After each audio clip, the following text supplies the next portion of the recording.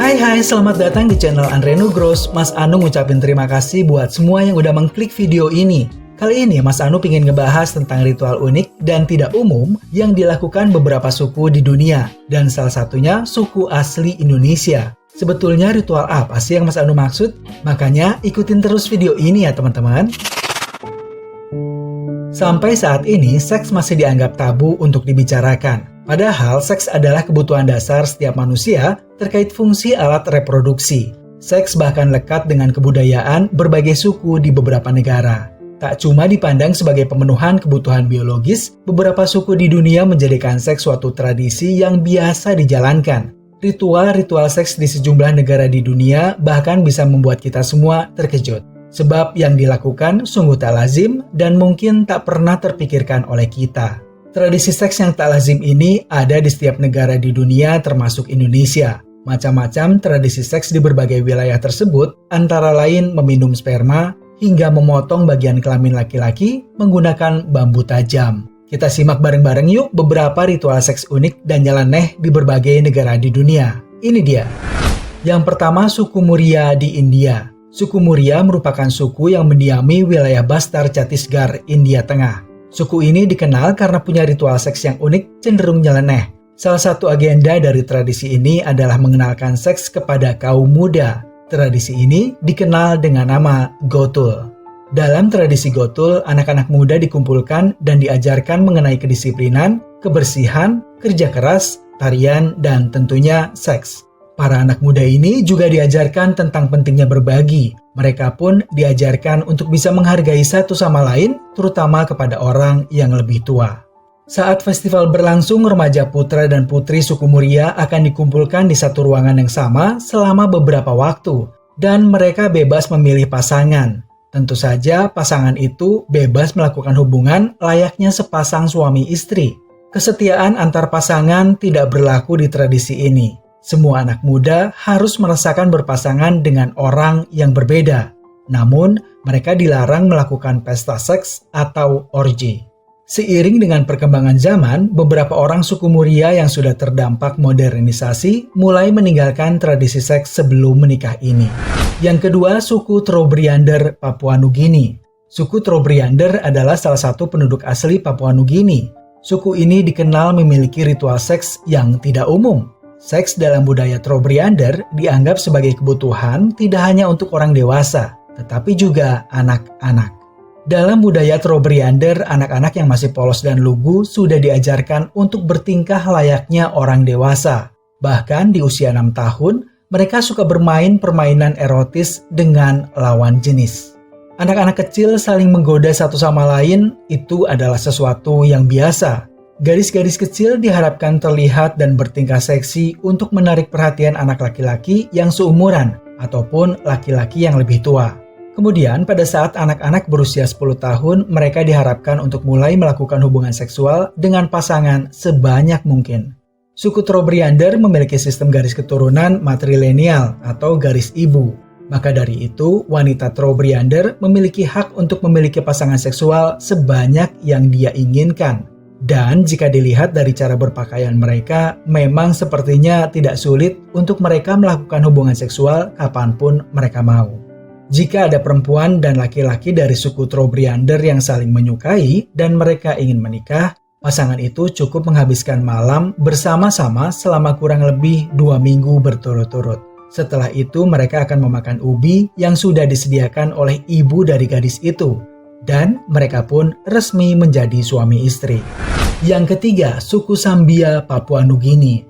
Masih dari Papua Nugini, selain suku Trobriander, ritual seks nyeleneh juga melekat pada salah satu suku asli negara itu, yakni suku Sambia. Ada beberapa tahapan dalam ritual suku Sambia untuk menyatakan bahwa seorang anak laki-laki telah menjadi laki-laki dewasa. Yang pertama, di umur 9 tahun mereka akan dipisahkan dari ibu mereka. Kemudian sebuah tongkat panjang akan dimasukkan ke dalam lubang hidung mereka hingga hidung mereka mengeluarkan darah. Maksud dari ritual itu adalah untuk membuat anak menjadi sosok yang tangguh.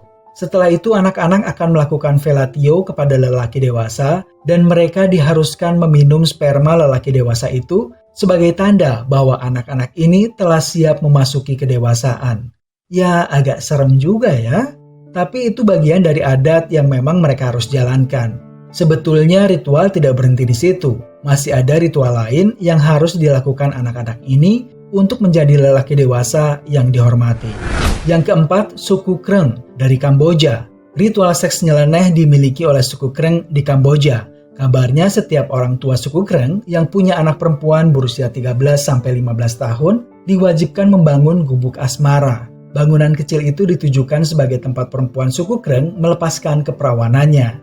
Perempuan suku Kreng diizinkan untuk menggoda pria dan berhubungan badan sebelum menikah. Seks di luar nikah ditujukan agar perempuan bisa menemukan pasangan yang benar-benar cocok untuk membina rumah tangga. Perempuan suku Kreng diperbolehkan bercinta dengan lebih dari satu pria sampai nantinya mereka menemukan pasangan yang benar-benar cocok untuk dijadikan suami.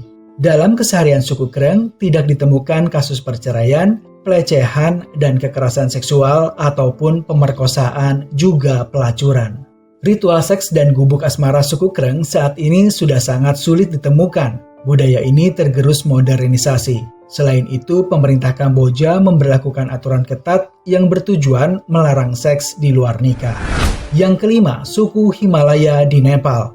Orang Himalaya yang mendiami wilayah Nepal mempunyai budaya poliandri. Mereka memperbolehkan perempuan memiliki lebih dari satu orang suami. Ritual berbagi istri ini biasanya dilakukan oleh kakak beradik laki-laki. Mereka menikahi satu orang perempuan untuk bisa bertahan hidup. Tujuannya adalah agar kakak beradik laki-laki itu tetap bisa tinggal di satu atap dan bersama-sama mengelola tanah kecil yang mereka miliki. Biasanya perempuan menikahi suami pertamanya dan kemudian ikut merawat adik laki-laki suaminya itu. Jika adik laki-laki sang suami telah dewasa, perempuan ini akan segera menikahi adik suaminya itu. Namun seiring modernisasi, budaya ini juga dikabarkan sudah jarang ditemui. Yang keenam, warga Jepang Barat. Masyarakat di Jepang bagian barat punya ritual seks unik bernama Onda Matsuri. Festival tersebut merupakan salah satu ritual kesuburan paling kuno di negeri matahari terbit. Dikenal pula dengan nama Festival Sawah, biasanya ritual itu dilakukan pada awal Februari di kuil Asuka Niimas. Festival Onda Matsuri adalah mempertontonkan seks di muka umum. Namun, ritual tersebut tidak vulgar. Pasangan yang berhubungan seks saat Onda Matsuri diwajibkan memakai pakaian dan menutup wajah menggunakan topeng. Festival Onda Matsuri sendiri bertujuan untuk membawa keberuntungan dan kesuburan ke pasangan suami istri. Yang ketujuh, suku Atoni Pahmeto dari Indonesia. Ritual seks nyeleneh juga ada di Indonesia, teman-teman. Suku asli yang mendiami Nusa Tenggara Timur, yaitu suku Atoni Pahmeto, memiliki tradisi seks yang cenderung berbahaya. Anak laki-laki dari suku Atoni Pahmeto akan disunat menggunakan bambu yang sudah diruncingkan. Prosesi dilakukan di sebuah sungai dengan tujuan untuk mencegah kehilangan banyak darah. Sebelum ritual dilakukan, anak laki-laki yang akan berulang tahun ke-18 diminta mengumpulkan sejumlah batu sesuai berapa perempuan yang pernah berhubungan badan dengannya. Setelah itu barulah ritual sunat bambu dilakukan. Setelah sunat dilakukan, anak laki-laki itu diminta meminum darah ayam yang sudah dicampur air kelapa, dengan maksud sebagai pengganti darah yang sudah keluar. Untuk menutup ritual ini, anak laki-laki diminta berhubungan badan dengan wanita yang tidak dikenal. Hal itu dipercaya bisa menyembuhkan luka akibat sunat. Meski demikian, ritual ini sudah jarang dilakukan, teman-teman. Sebab ritual sunat bambu dan berhubungan badan sesudahnya rentan menjadi sarana penularan penyakit. Oke teman-teman, itu tadi beberapa ritual unik dan tidak umum yang dilakukan beberapa suku di dunia. Mas Anu agak ngilu waktu bayangin ritual sunat pakai bambu. Aduh, nggak kebayang rasa sakitnya. Oh ya teman-teman, buat yang mau kasih kritik atau saran, silahkan tulis di kolom komentar ya. Atau buat teman-teman yang mau kasih dukungan untuk channel Andre Nugroho ini, silahkan subscribe, like, dan share sebanyak-banyaknya video Mas Anu. Mas Anu pamit, semoga kita bisa ketemu lagi di video selanjutnya ya teman-teman. Dadah!